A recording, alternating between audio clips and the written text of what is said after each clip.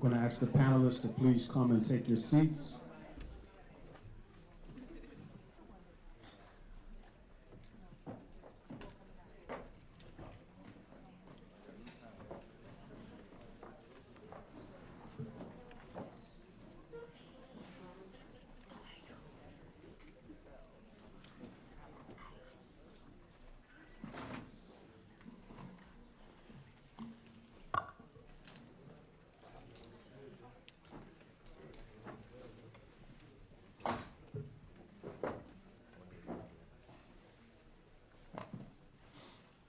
Good afternoon, everyone. I hope, how did you enjoy your lunch on that first day of summer? Beautiful breeze out there. I know y'all wanted to stay outside, but we're going to commence our afternoon session just to really reflect on what do credible messages do. And so we're going to start. I'm going to just introduce the panel, and then I'll let them just kind of tell us a little bit about where they come from. We have some that's come as far as San Diego. And so, but the speakers will be Wally Johnson, Keisha Barnes, Arthur Serrano, and Gabby Serrano. And so, Arthur, why don't you tell us about, just introduce yourself, and just work our way back down the line. Tell us a bit, you do come all the way from San Diego. Let's give him another hand, all the way from San Diego. And we'll get into it. Okay. My name is Arthur Soriano, founder of Youth Empowerment. A checkered history, been incarcerated most of my life. Juvenile hall, been through the process, in, out, at the age of 18 years of age. Went away for a violent crime. Did 14 years out of that. A total of about 23, 24 years total of incarceration. And my mentorship started from inside. From individuals that were incarcerated, letting me know that time's up. We need to get this together. What are we going to do to get on the right track? So this is my wife, Gabby Soriano. They always ask, how did you guys meet? We both met in addiction, but we became resilient. We healed from our trauma, got our lives right, got our family right, got our kids right, was blessed with another baby boy, and now we got ourselves right. So we're blessed to be here today. Thank you. And my name is Gabby Soriano, from San Diego, co-founder of Youth Empowerment. Similar background, not that extensive in incarceration, but similar background, I guess, kind of sort of a product of my environment as well. In addiction, running the streets, turned my life around and giving back to these kids, and hopefully they don't make the same mistakes that I did and go through that trauma that I've gone through. Yeah, that's it. Thank you. Hi, good afternoon. I am Keisha Barnes. I am from Washington, D.C. With Inner City Collaborative, CDC, which is a community-based organization in D.C. where I am the family engagement specialist and credible messenger. I do have an extensive background, not in incarceration, but my family has been incarcerated. My brother was murdered in prison. My son have walked through the many systems of DC's juvenile justice system, and that's why I'm here today. Wow. Good afternoon. My name is Wally Johnson, Executive Director for J&J Monitoring, Technical Consultant for Credible Messages Initiative in Washington, D.C.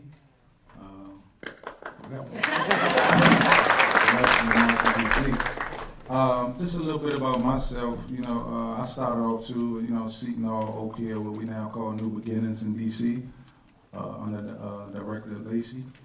I started off in those facilities, moved over to state facilities, also the federal penitentiary. Made a decision, made a choice in my life to make this transition. In 2002, had a mentor, Shahar Abraham. He scooped me up. That was my credible messenger. And I made a decision to go back into the community, the same communities that I was tearing down, that I wanted to be a part of and rebuilding and make a change in people's life and help. And I had the passion to do that. And I educated myself under his leadership. He started, co-founded a program called the Peaceaholics, back at home in DC, Washington, DC. And I worked my way up all the way from working part-time and getting like $200, $300, $400 a week to I wound up being like the third person, the COO, over the whole company, which we had like 80 people. And now that I look at this layout, I know that they was Credible Messengers also, where they are Credible Messengers. And now I'm here. I'm happy to be here. You know, thanks that I'm thankful for a lot of people, but I guess when they give me my opportunity to speak, I get those thanks out. But Director Lacey, I got a little bit of time to talk. Oh, okay. I just want to say to just New York City as a whole that we just thankful for Director Lacey. Like he been like a breath of fresh air. Like to the whole U.S. agency, to the community, everybody. I mean, he just been a breath of fresh air. And then he brought down Charles, Charles Dotson, been like my, that been my man, my knight in shining armor. And Charles, just sitting back looking at his work ethic, like Charles don't play. Like he real diligent. Like he remind me, like he set up like the car catalog. Like he really got everything tight like that. Like, real punctual with meetings and like he don't play about this work. And just a little bit about Credible Messengers, I want to say definitely Reverend Maurice, he comes down and, give us a lot of support, wraps his arms around all of the Credible Messengers and give us that healing support that we need from doing this work. Belinda, she been a breath of fresh air, coming down, helping us with the trainings and stuff. Beloved, they comes down and they wrap their arms around us to start this movement off, I'm real movement driven. So, the Peaceaholics, that's what that was. It was a movement. And it was under political attack because we got caught in between two rival leaders that was running for mayoral position. And did they cut me off for talking about that? Okay. Oh, still no. Oh, okay. Okay, my wife telling me to wrap it up. All right, okay. You wrap it up. Okay. I really wanted to give it to a real history, though. Credible Messages have been like a breath of fresh air to me because going through the political assassination that my movement went through, the Peaceaholics, right? And I call it that, a political assassination. When I heard about Credible Messages and I read about it, and then I met the brothers that Lacey brought down, I'm like, wow, because I was kind of losing hope in the movement, not so much as the work, because I continued to work.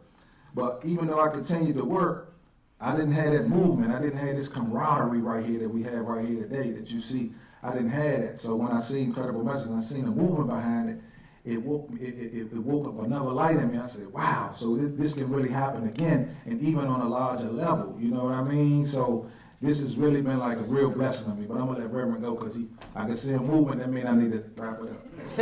Oh, this is great. One of the things about Credible Messages is what you see is the passion and the sense of mission and the conviction to do this work, from the heart. You heard about doing it for nothing. And many of us have been doing this as volunteers. But what I want to ask you, why is this work, when you think about your experiences, everybody kind of shared some of their experiences around pain and just your story, how do you translate that into healing and hope for our young people? When I first got out,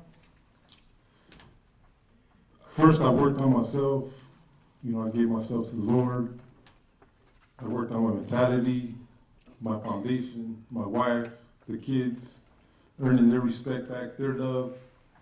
And I ran into a mentor named Dana Brown, white lady, tall, blonde head, white lady, in all places at a San Diego Police Department, a place I had never been in there on my own terms. So I went in there, nervous system, out of whack, sweating everywhere, but it was the best move that I made. That lady wrapped around me and she helped me heal.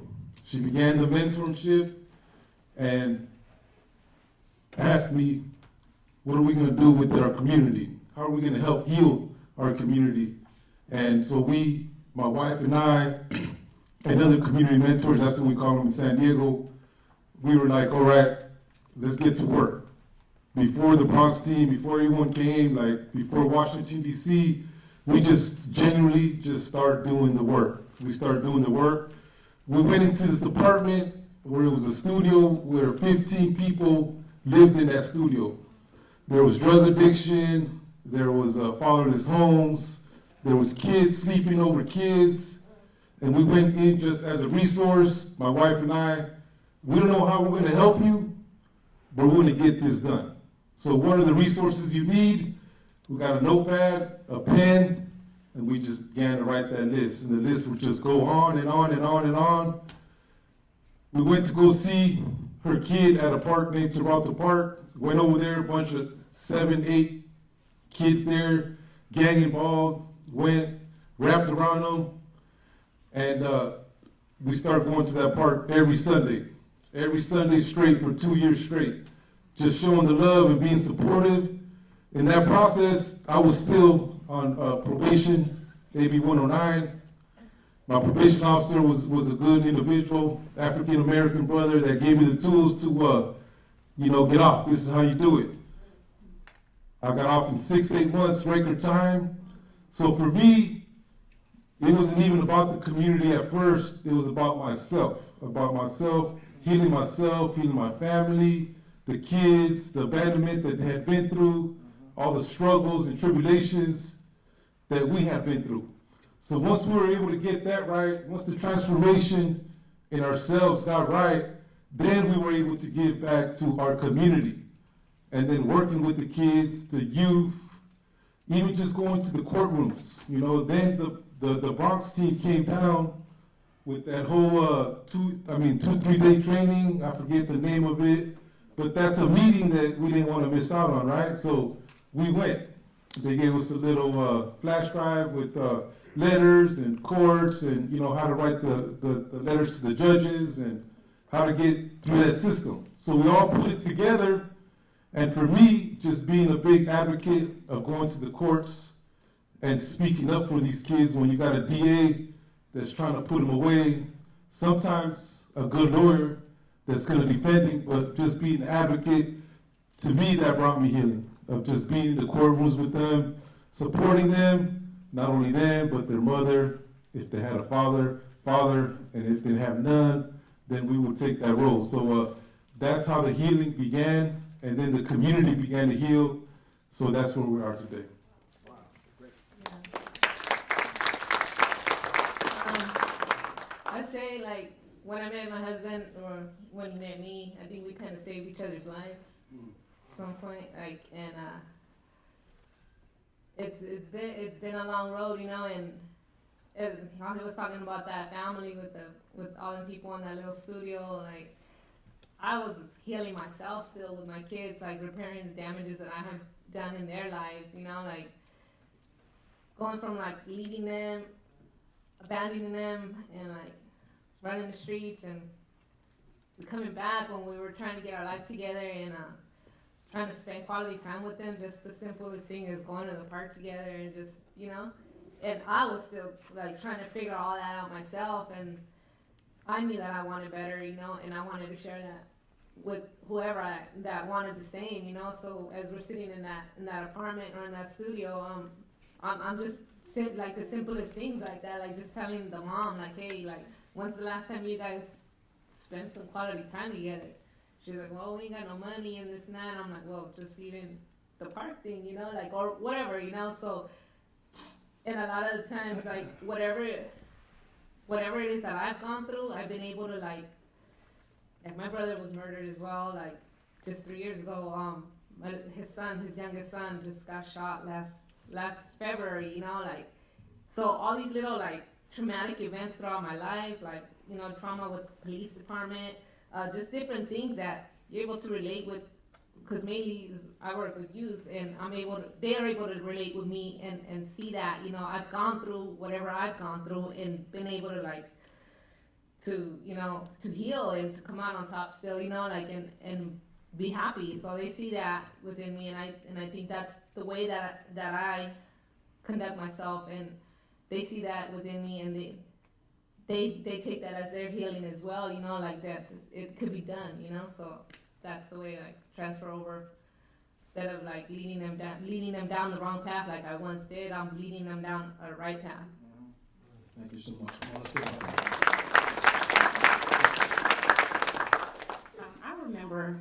girl. I got in trouble for the info commercials. You guys remember the info commercials where it would be feed the children?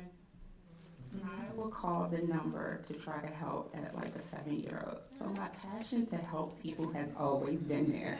So I was raised by my grandmother who told me out after I made that long distance call and ran up the phone bill for the feed the children commercial. But because I was raised by my grandmother, because my parents were addicts, she instilled some things in me. But of course, because of my background with my parents' addiction, I chose the road less traveled. So I had my first child at 14 and then my second child at 17. My 14-year-old is now 24, and that's the one who traveled through the system of DYRS. And at that time, we didn't have such a thing as Credible Messenger. We didn't have family engagement specialists. We didn't have things of that sort to kind of help me along the way. So I think in my assignment, because this is not work, this is an assignment, a true assignment by God, because I've traveled, I've been through that test. And here's my testimony to give back, to give them the hope that they need, that they can. Sometimes they don't even think that I have 4 children. They're like, no, Miss Keisha, you ain't do that. I did do that. I walked the same road that you guys have walked. I have the same family background and dynamics that you guys have, so you too can overcome all of the things that you're going through at this moment. So I try to be there to give them hope and inspiration by telling my story. And I think my story kind of helped in a way that they can see that there's another side.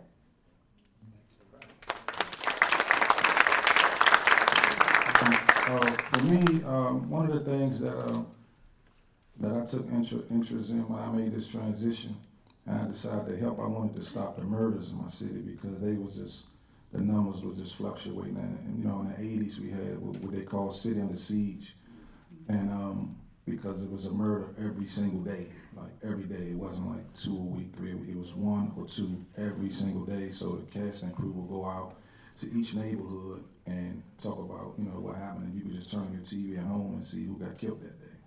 And it was called City Under Siege. And then those same numbers came back to haunt us again.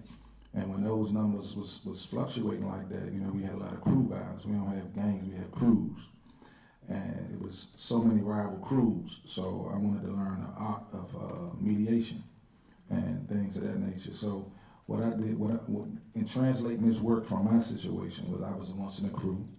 A lot of my friends was murdered. I was involved in a lot of different things. So they able to see that in the way that I deal with them in my talk and my walk with them.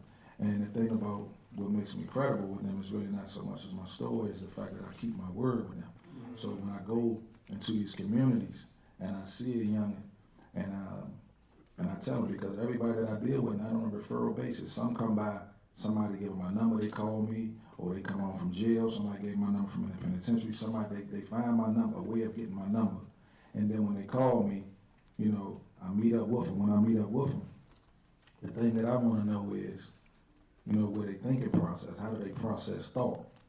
Because that's one of the things that our young black boys and a lot of in our communities back in D.C., they don't process thought the right way. Like, they don't have $20, but they have a $1,000 gun. What they call a Draco and all these guns that cost all this money. They had these guns, but they don't have money to go to, not even McDonald's. So they process on thought be so, off. So the thing is, what I try to do is sit down and help them with their thinking process. You help them with their thinking process and try to redirect their thinking. And sometimes, like he said, sometimes I have to self-disclose a little bit, tell them a little bit about myself and my story. And a lot of times, what happens for me is, it may be to some people it's like cheating, but they may already know my story. So it's like, like kind of like Beloved, where they call him Bad News, where he was known for that. So it makes it easier sometimes when I walk in the room and the youngin say, well, okay, yeah, you should be with such and such and them. And I can explain to them about my past and to show them the process of how to make the transition, because they don't believe in that process. They don't believe in the transition. They only believe in where they at.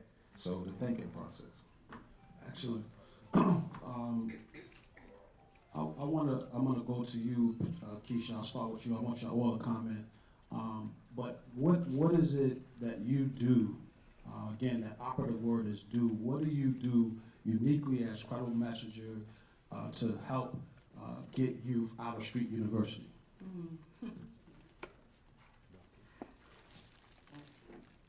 do credible message or more family engagement, but to get them out of street university. I'm just there to hold their arms. I kind of clutch my arms around their arms, kind of like syncing up with them and take them with me, keep them with you, supporting them and giving them encouragement. Along with the fact that I know that a lot of them family dynamics are different, so the hat that I can play in their life, after they spill their story or they tell me a little bit more about what's going on in their world, then I try to do that. More so support and love and caring, but I link arms with them. If they need food, we give them food. If they need clothes, we try to give them clothes. There's always a crisis that's going on, even on my way up, you know. So I'm trying to be the problem solver to kind of assist and let them know that they're not alone. Credible messenger, community mentor, show love, support, never lie. If I can't make it, it's because I can't make it. Right now, we're blessed to have a big home where there'd be times where we have like 13, 18 kids all at one time on a Friday, Saturday, weekend. I get phone calls every day, Facebook messages. Can you come to my court? Can you come support me? I have this going on. My probation is saying this, and that. But I heard you could make it happen and you could get me off. It doesn't work like that every time. But I'm fortunate to say that out of the 40, probably about a good 35 have went our way. So we're there. We're there for community engagement. We're there for the programming, whether it's a restorative practice circle, a youth leadership, a support system. But the program, that's just for an hour, two, and that's it. That ends. It's the continuous role throughout that week, that month, that year of being there as a support system. When that phone call comes, answering it, and creating not just myself, but a strong team that's there. So the movement, particularly in City Heights, San Diego, we're fortunate because we're not funded at all, but we're fortunate to have the numbers. So right now we have a good, anywhere from just volunteer basis, anywhere from 25, 30 mentors. So we're blessed with that. We're not blessed with the money piece, but we're blessed with that. So everything that the community mentor, credible messenger is doing is genuine. It's coming from the heart. It's not coming because he's getting a paycheck. It's not coming because he's developing something. It's coming because that's our community. That's where we created harm. And now we're giving back because we don't want to see that community broken like we broke it in our past. So the community mentor, credible messenger, is just there 24/7, around the clock. He has to have passion and love in what he's doing, because then it's just not the right fit for him. So that's what the community work mentor does.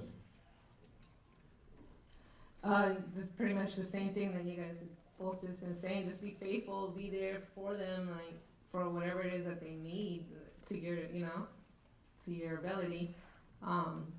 Go to the courts, just answer their messages. Sometimes all they just want to be is heard, Just always be present and just be faithful and loyal. Like, 'cause they can see right through that, So that's pretty much it. Okay. You say how to get them from out of street university. One is hope. Another is support. And again, that thought process. And what the hope looks like a model for them. I come out and show them what a husband look like, what a father look like. Teach them what the essence of manhood is about. How we responsible for our community and our people, not to tear it down, but to uplift it. And when I work with them on that thought process and I show them that hope, so when I pull up and get out and they say, well, man, I wasn't able to, I couldn't contact you because my phone bill wasn't on. I said, I come over here and I pay that phone bill. And they say, man, you always had money, man. Well, how you do this, man? you sure you ain't still? You know what I mean? You know, a lot of them, they think that, you know, and I have to let them know, man, you know, it's like Malcolm X said, you know, the only way to beat the law is not to break the law. You know, it's the only way I'm going to beat the law. If I told him, if I was doing anything, you'll know it, because I get locked up the same way you are. You know what I mean? So at the end of the day, I teach them that thought process, right?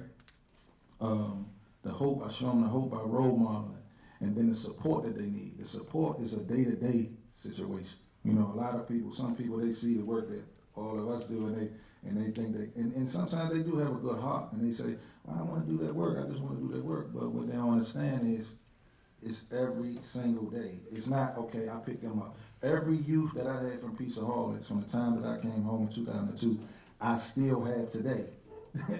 Even if they 26 and 27 and 28 years old. I lost a lot of them. A lot of them still in the penitentiary. Some of them in the penitentiary, you know, because they made some bad decisions, you know. But now I'm working with their sons. You know, they directing their children to me. So at the end of the day, that support that they need, that support system, I never, ever give up on. The only way, even in death, I still call their family and check on their family and the mother and say, how you doing? If she need anything from me, because, you know, the families of the victims, I still check on them from time to time, go past their house. So at the end of the day, it's a process, and it's a pattern to this work. And what we do is every single day. And this is what I tell all of the new credible messages coming, all of the new mentors, everybody, look, it ain't no, it's not no, you gonna see your youngin' once a week and you think he gonna stop doing something. No, he not. Every day you gotta be accountable for where he at and what he doing. And if you're not, he can always be out doing something that he don't have no business doing. You know he got other influences. He got the TV. He can go back around his old neighborhood. Whatever he's doing, he's always in a vulnerable situation because he hasn't made that transition yet. But the fact that he's even willing to give you a conversation about it, you can work with him on that thought process. So that's what I do all day long, working with him on that thought process. Look, okay, you murdered somebody because he murdered somebody. Okay, now you go to jail or you get murdered. Who wins? It's a catch-22 the way you look at it. You know, you want to retaliate. Why? Because once you retaliate, this was going to happen to you. And it's going to be ongoing. So nobody wins. And then I talk to them about death and funerals. How, you know, you sit around with your homies and you go put a drive-by or you go kill somebody, right? But think about that long line of that funeral. People coming from all over the country. And it's hundreds of people standing out there, people crying, you know, in fact, his mother, you know, somebody lost a son or a daughter, you know, all of these, you know, I get them to process that. Once they start processing all of these thoughts, you can kind of redirect their thinking. What you're hearing is, it's not programs, it's relationships. Exactly. It's connectedness, what the young people are looking for. And so I really appreciate you. And again, the opportunity to enter that space. There's a thin line between, for all of us as credible messengers, there's a thin line between incarceration and freedom. You know, everyone is wrestling with recidivism at some level. You might be far from it. How important is it when you think about your past and present struggle, how does that motivate you in your work? Start with me? Start with, okay. The past sometimes haunts me. My history, my destruction, the way I was, the suffering that I brought to my loving mother, Pentecostal woman, that when I got my 18 years straight, she fasted for 7 days straight for me. At that time, it didn't break through. But that struggle, that tribulation, that suffering of being in isolation, segregated housing units, Pelican Bay shoe, corporate shoe, slam down, 90% of the inmates I was with were never getting out. We have some very sharp individuals in there where isolation is time to read books, time to write, trying to watch PBS, meet the press, you name it, talk politics, current events. And all these beautiful minds just being in the shelf, just wasted away. I was in there with the gentleman, and that past, the connection, the conversation I had with him was, you have an opportunity. You have an opportunity to go out there and live. You have an opportunity to create a family. You have an opportunity to make things right with your mother. She supports you. She comes visits you weekly from one city of San Diego all the way to Crescent City, 16, 18-hour drive. All that past is embedded in my mind, and like the gentleman right here was saying, the thought process, which is critical. Now my present. I don't ever want to be in a situation like that again. I don't ever want to make my loving mother suffer again. I want all her prayers and all her fasting and everything that she has done to be complete. There were 2, 3 things that she wanted in her life before she passed away. I was one of them, to get on the right track. So all that past, all that pain, all that suffering, I want to transfer that like I've been transferring it into something good, into something present, something everlasting, healthy relationship with my wife, a good father, a good mother.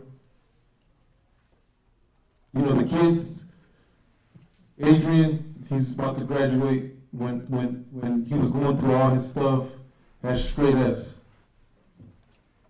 Now he's about to graduate with A's and B's.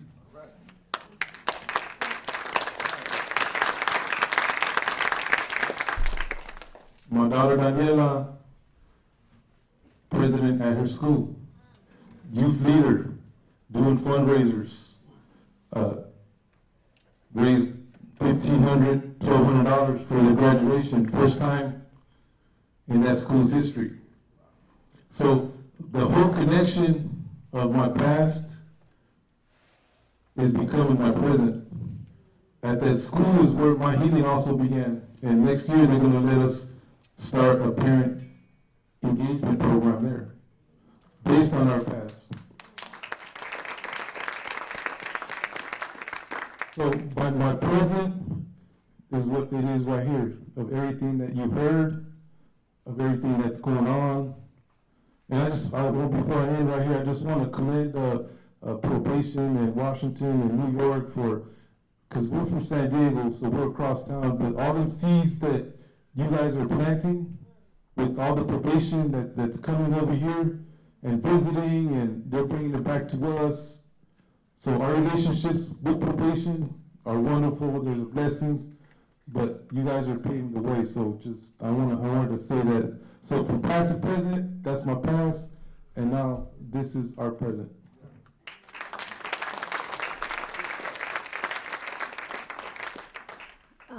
From our past struggles to present struggles and how it motivates, Yes. you know? Past struggles, letting my parents down. We have similar families. I think that's one of the things that drew us to each other the most.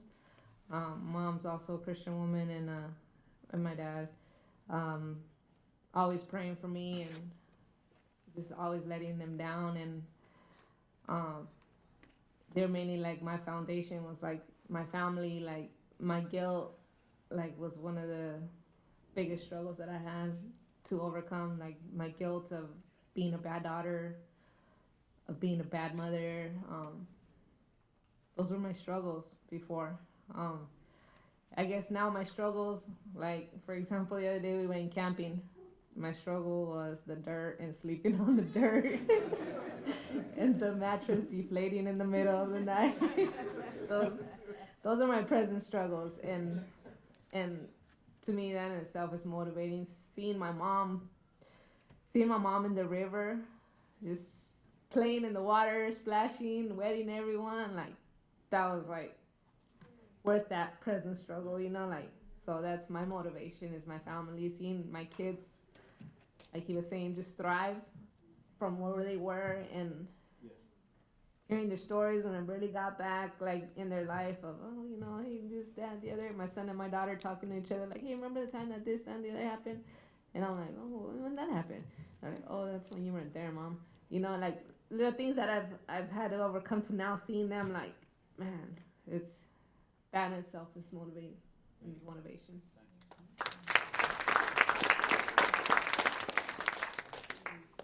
My past struggles. It gave me what it is that I need to be who I am today for our young people and for the families that I serve. It was turmoil, of course it was hurt, and of course it was pain. But in this process and helping the people that I service is making me a better mother to my 4 children. They say the past is the past, and I kind of try to leave it there. And I only kind of pick that wound when it's necessary to open. So I just celebrate the glorious times, the overcoming, each obstacle that was in my life. So I can help the young mother who has 2 children at 17 like I did, or the one who is suffering from domestic violence, see that she can get out alive. That's where it is, that's where it motivates me the most. Being the support at the court buildings with my families, letting them know that they have someone that's there, they don't have to be there alone. Whether it's the absent parent that's gone and it's the caregiver, it's the grandmother, just wrapping my arms and loving on her, taking her to court, bringing them back home. That's what it is that motivates me. Just offering that love and support, that they have someone else that is by their side to help them along the way. So because I service both sides of our families and our youth, I feel like you cannot help the family without helping the youth. So my role and my title is family engagement, but I strip that title away and just say I'm a human being who just wants to help, love, and inspire. So.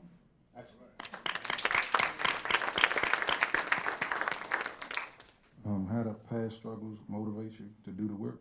Yeah, how do your past and present struggles motivate you when you're engaging with youth? Okay.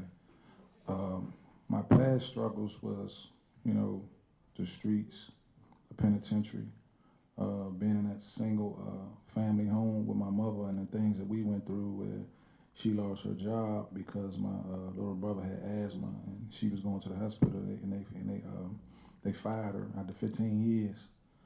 Her working there and then I was in the street, so I was taking care of all the bills, paying everything. So when I did get locked up, somebody came to see me and they told me that they seen my mother sitting on the curb, man, with a black eye.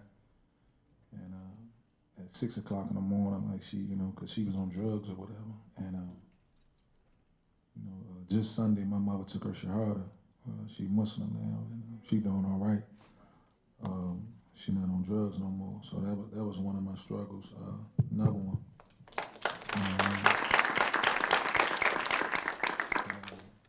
Just being locked up, so I got a bullet in my back.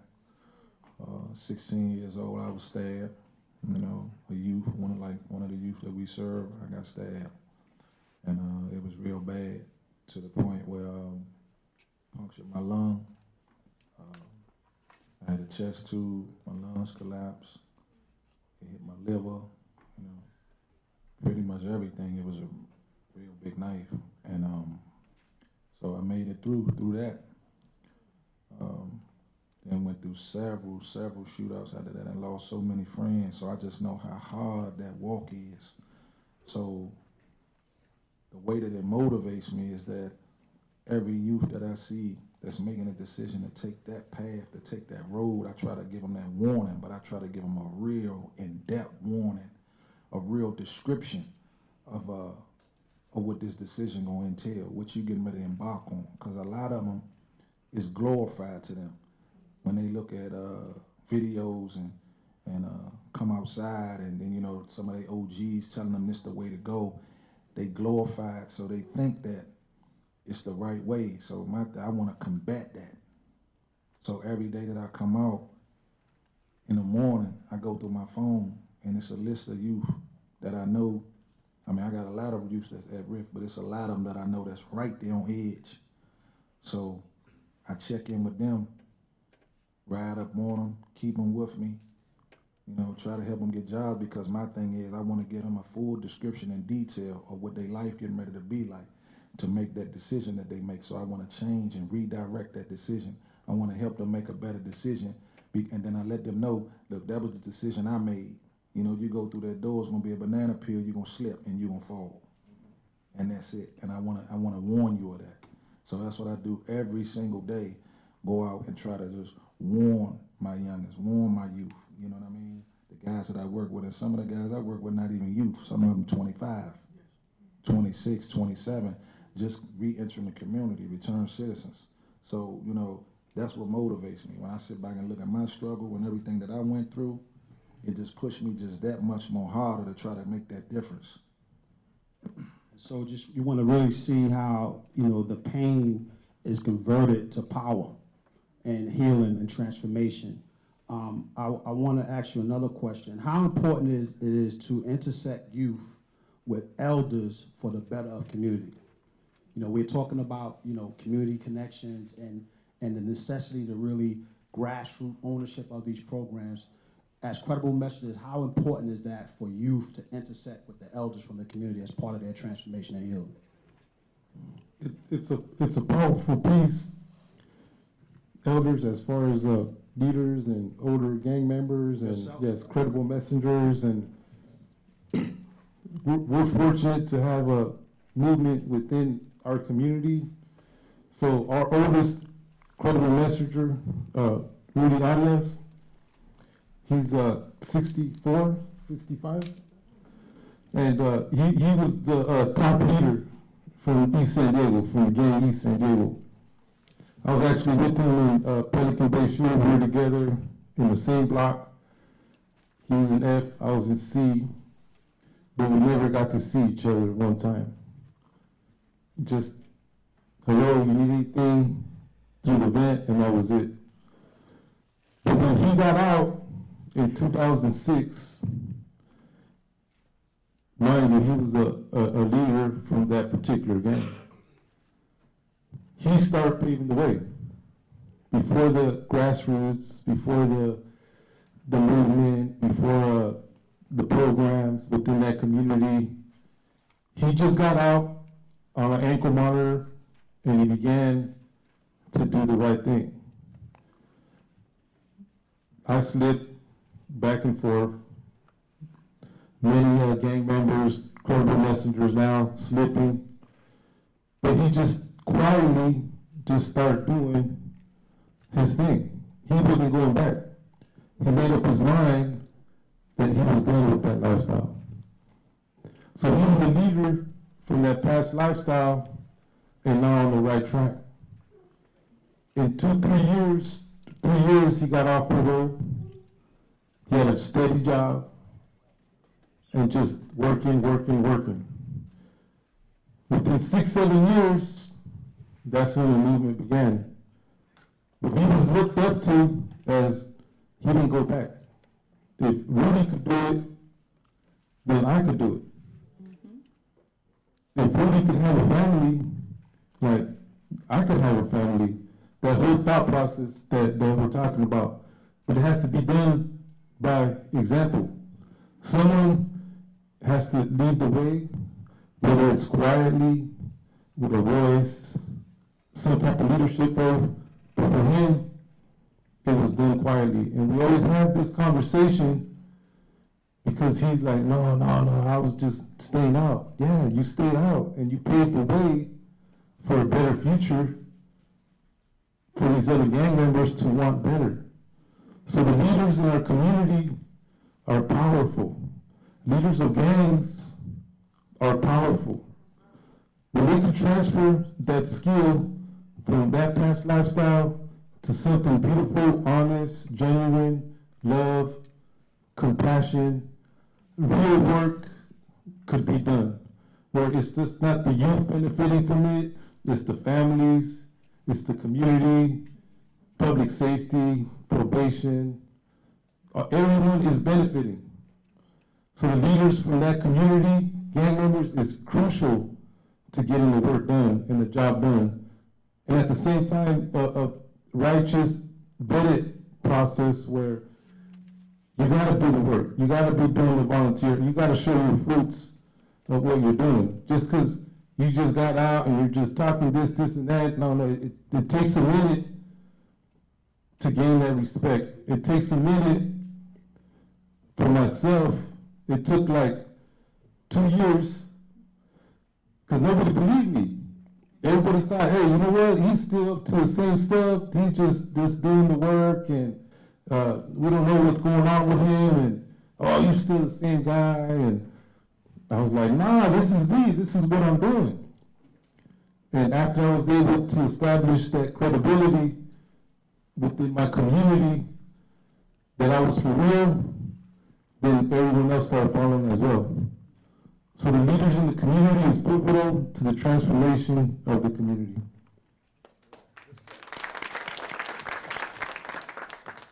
The question is, what is the importance of elders, credible messages intersecting with youth for the betterment of community? you pretty much said it all right there, Rudy. If you don't mean, I don't want you to feel pressure if you want to speak. No, yeah, no. They like he was saying, pretty much he needs to lead by example, as that important role as an elder, because they're looked up to by these kids, you know, especially somebody like Rudy. So they need to just stay on that right track, on the right path, and that's pretty much it. I think they see people transform from one level of grace to the next when the elders are there and present in their life. It's something to look forward to, that they will see, like, after my mistakes, there is life after my mistakes, and here's an example of what it looks like. I think they can also identify with those people at times as well, because they can also see that they too had issues or challenges in the past, and they've overcome it, and then here they are today giving back, or here they are today, someone that I can look up to. And then it kind of checks, it goes down like a checklist. Okay, I did this, this, and this, and he did this, this, and this, and here he is today. I too can do the same thing. Credible messengers like OGs, ran away. And my philosophy of this work is like, if you want to find a cure to a snake bite, you have to go find a snake and study the venom so you can understand. And that's exactly what it is. It's an understanding that we have in dealing with them. Like Arthur said, when the guy was hitting them on Facebook and calling them and saying, man, I heard you can get me out. You know, you'll get that call because they go, as soon as they embark into some trouble, they don't understand the process of it. So they know I've been through it, so then they call me and say, man, what happened when you catch this type of case and it's your, but you on probation though? What you think they gonna do? You know, and then I can give them that insight on law. I can advise them legally at some aspect, like a jailhouse, we call them jailhouse lawyers, but some of those jailhouse lawyers have gotten themselves out of life situations where they get on life in jail, they go in on their own, you know, and those was the older guys that I looked at when I was in the penitentiary. I always wanted to be around the elders. I never wanted to hang around the guys that was my age that was just sitting in there telling lies about what they done in the street, all the war stories, you know. I didn't want to hear none of that. I wanted to get with the elders to understand the history of my city. All of the guys that I knew that had names in the city before me, I would ask them, I'd be like, man, well, did you know Dump Truck Smitty? Yeah, I knew Dump Truck real well. And I'd be like, well, what was his story? Because I heard he was getting millions of dollars. And then he'd say, yeah, well, this is his story. And then he'd tell me Dump Truck Smitty's story, Slippery Jackson, and all these guys from the city. And I'd be like, wow, so that was their demise. But somehow in my mind, I still thought I was going to come home, right, and be this big dope boy and get glory at the end of the story. Well, at the end of that story, it wasn't glory. But I'm able to revert that back to them. So it's an understanding that I got, and it's a comfort that they have with me, that they're not going to have with, like one of the sisters, I forget her name, that was speaking earlier. It was the retired lawyer, when she was saying that they'll speak to their credible messenger or their elder on topics and situations that they dealing with internally that they're not going to disclose it with their family, probation, nobody. You know what I mean? They only going to disclose that to you because they feel like you've been here before, so I can relate to you on it. Because I know I heard about you. You did. So what happens? How did you deal with that? And then you can break that down to them. But then once you break it down to them, then you can begin to start working on their thought process to get to redirecting what they're doing. You know what I mean? Can I just say? Sure. Within DC, Washington, DC, of course, they talked about having the privilege of having Mr. Dotson and Director Lacey. They incorporated the peer mentor. So it's not quite elder, but it is someone who has Peer transformed. mentor. And the peer mentor is there within the groups as we're doing these restorative justice circles and things of that nature, where they would see that this person is not too far removed from where I am, and now they have this opportunity to have a job to do the same thing that I'm doing. So, yeah, it's amazing. Excellent. Let's give them a hand. Our time is winding up, and I'm intentionally just saving my voice, but because we want to hear from you. First of all, what makes you credible? And I want you to think about, is it your story, your message, or your way of living? A story's just good one time. That's it. The youth, the community get tired of hearing that same story over and over. So it's about your work. It's about your representation. It's about your example of what you're doing, when no one's looking, how you're acting, how you're supporting the youth, how you're talking to the youth, how you're being there for your community, how you're like creating all these crazy relationships with probation, San Diego Police Department, everybody's looking at you like, what the hell are you doing? It's the right thing to do. It's the right thing to do, and leading by example is the representation of a righteous credible messenger.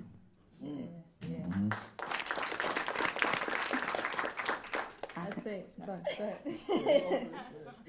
I'll just say all of the above. Yeah, All of them. I concur with them too. I say something to a lot of my youth and as well as my own children is that your social media should line up with your life. Yeah. And it's the same thing. You gotta walk that talk. You know, I mean, you know, you gotta walk it out. You know, if I could use some of the terms that they say because they kind of keep me hip. But yeah, I say that a lot. It's like it has to line up with the life that you live. So they don't care about. He said the story is one time. You gotta walk it out. What was the 3 things you asked again that makes you credible? You said I talked about, is it your story, or is it your way of living? I would say it's all of the above. The story, like they say, yeah, like Arthur said, yeah, it's only good one time because it becomes redundant to do. But when you got a real extensive story, you know how to, at certain points and certain times, you can go back to it and say, and revert to it every now and then, though. You can't revert back to it. But what makes you credible in my eyes is, being accepted in the community for being that person that's trustworthy for them, that can stand on the word. Because a lot of people can get up and in my town, man. I mean, I know it's the same in town, but in my town, man, I mean, we had so many community meetings and everybody get up there and I do this, we do this, I do this, we do that. And I mean, we could toot each other horn all day, but what does the people say?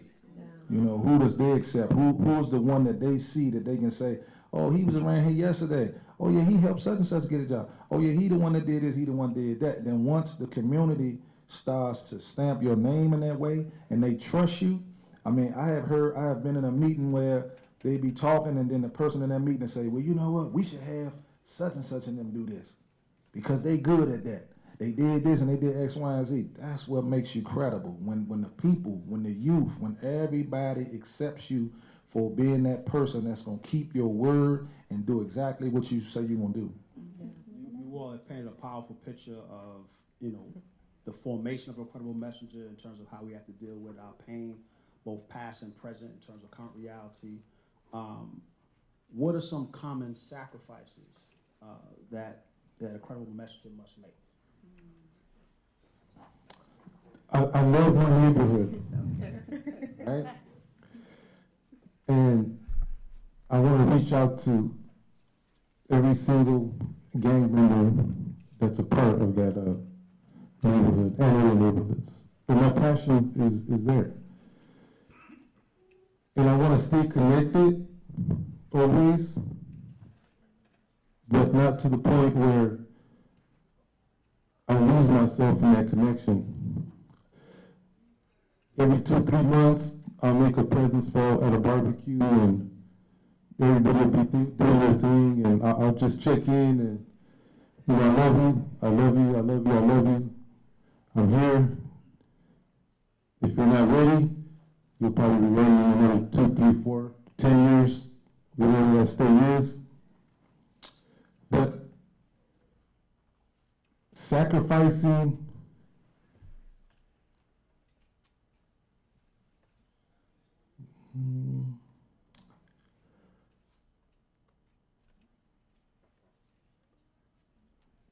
that's a hard one.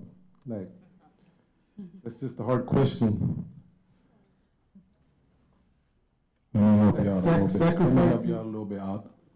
Sacrificing sometimes the thoughts that come your way. Sacrificing, this has been a lifestyle that we've had for a long, long time. Yeah. It's been a lifestyle of, I went away for a very, very long time. So there's a lot of things that individually I missed out on. There were a lot of things that I missed out on in my early 18 through 24, 25, trying to catch up back with that lost time. But that's lost time, that just passed by. So the thought process of it comes, but learning how to deal with it when it comes is the key. Just really quick. I'll be quick. I don't know if it's like if you're meaning like what do you sacrifice as an individual, like as yourself. I could say like you, like he's saying right now, you could get lost in this. You could get lost. So I think that it's really important to have some self-care, like for yourself. Take care of yourself. Otherwise, you're not gonna be good to help anybody, because you're just gonna be burnt out. So I think self-care is important. Go to the movies, go spend time with your kids, just your family. A lot of the time is my kids and my youth. And we're just all mobbing. Mm-hmm. But just self-care, I think, is really important. Yeah, I concur. Mr. Dotson have a saying, the work is work. And it is work. So the sacrifices that we make, I think because it's new, the passion and the love is there. But I think earlier they were talking about political and trainings and things of that sort to make it a little bit better for us credible messengers to do the work. Because I find myself doing the same thing, mobbing out with my kids and my youth, or taking them with me, because early on in my career, my 20-year-old kind of lost out on me, and I was the absent parent because I've worked so much. And this work is work. You do a lot of work. You're answering the phone at 5 o'clock in the morning when the mother don't know where the youth is, or 11 o'clock at night. I think someone on the panel earlier talked about, what about those after hours? And when you're answering the phone at 11 o'clock at night, because the youth saying, should I go back to foster care because she don't like her home placement, because it's not conducive for her and her growth and where she's trying to go, then you make a lot of sacrifices, because then there's no sleep, and then you need that self-care, and there's no rest because you're trying to do it all. So you're sacrificing you, and in a sense, because the work is work. It don't stop. And when you have a love and a passion to do what it is that you do to assist people, there's no boundaries until the trainings come up. You're just doing it. You're trying to make that meeting. You're trying to be at the team decision meetings. You're trying to be at court. I'm delegating. Trust me, I'm sending, you need to be here, I need a credible messenger over there, and there's another meeting, because I can't be at 5 places at one time, as much as I would love to give them the support that's needed. So self-care is needed, I concur with the panel, and trying to find a way to balance it and not sacrifice just totally you, so you won't lose out on your own children while you're trying to, help the movement. Well, one of the things I can say about Keisha that you forgot, that they had Charles had to have a special training, because she would just give up all of her money if you let her. She would just running around buying coats and buying this and that, and we was like, hold on, we got, it's organizations that, they have coats available. You didn't have to buy that coat. Well, I didn't know I needed to get him a coat because it was cold outside and he needed a coat. So she sacrificed a lot of her money. I know that. And just I myself, me and my wife were just going over my budget like from last year, and she was just saying like, where's this, like, what's going on? So she went through, so she had to go through, so she went down, the type of person she is, real thorough. So she went through every dollar. And then she came back like, okay, you spent $700 on Ubers last month. Like, how did that happen? It happens. And the way that happened is because some of my youth is in college. So when they need to get somewhere and they're in school, and I'm in D.C. and they're in North Carolina, I say, hey, I'm gonna call your Uber. Right. Then there's somebody else at home, I gotta take the kids somewhere, he gotta be the court. Your Uber outside. Down the line, your Uber outside, then when they look at the end of the month, $600-700, and I got a car. Yep. You see what I mean? I'm blessed to have a car, but I'm spending Ubers and that. So, your money, that's one thing that you definitely sacrifice. And as they spoke on time, like, wow, like when I was at Peaceaholics and that movement right there, 1 year I made Employee of the Year. Yeah, I made Employee of the Year. And that was the one that got me off the hook, because I was gone all the time. Because we had a thing where that we had all our events on the weekend. So you working all week and then it's events on the weekend. So now if you don't bring your youngers on the weekend, everybody looking for you. Well, why Ali ain't show? Where this person? Where? So I was working all week and on the weekend. So for that whole year, I brought her down to the event. And when I got the award, I brought her back to the table. I said, man, you see where I was at? You see where I was at? So, you sacrifice your time, you sacrifice away from your own children. There's times that she got to pull me up and say, look, I know you doing what you doing out there, but your son was talking about he was dating a girl and this and then the third, so I have to slow down and back up, and that's that self-care they talking about, and then I have to get with him and really build that relationship with him and learn ways and to communicate with him, because if I don't start communicating with him now, when he becomes that teenager that's being influenced by the world, and I start trying to have that conversation with him, he ain't gonna be used to talking to me. So I gotta do that with him. So you sacrifice your time, you sacrifice your money, and ultimately, and this for everybody in here, we sacrifice our lives. Because we go in these communities, we go into these trap houses, we go in the block in the corner, we don't have a pistol. We don't have no reinforcements that's gonna come behind us or none of that. And I know, beloved, know exactly what I'm talking about when you right there in the alley and the youngers that you talking about, all of them like, yeah, they readjusting their gun. Like, yeah, I'm listening, go ahead, Wax, go ahead, yeah, go ahead. And I'm looking and I'm thinking, then I might look around while I'm talking and say, well, you know what, yeah, I'm gonna hurry up and look. This is gonna be a couple, I'm getting out this alley because it's 3, 4 y'all, all y'all got guns, I'm the only one without one. So let me just give you this message so I can get out of here. So we sacrificing our lives. Because, like you say, we never turn off our phone. That was one of the things that my mentor used to say in our staff meeting. He used to say, people would be like, well, is we going to get off for this holiday? What about this time? What about that time? He said, when you off when the police department and the fire department close. That's when you off. So don't ask me no questions about when you're getting off. So those are the things that you sacrifice. You sacrifice your life, your time, and your money. Your all, pretty much. Yeah. You know what I mean? Come on, let's give them a hand. I believe that's our time. I would just say this, that the investment has to match the cost. The investment has to match the cost. Thank you all again. Give them another hand for their contribution.